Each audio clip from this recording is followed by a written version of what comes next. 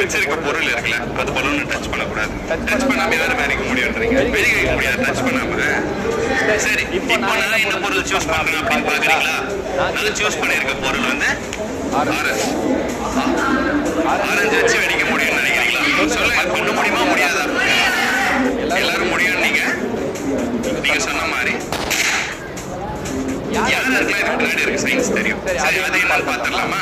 Balloon அப்படின்றது latex அப்படின்ற ஒரு பாலிமரால ஆனது.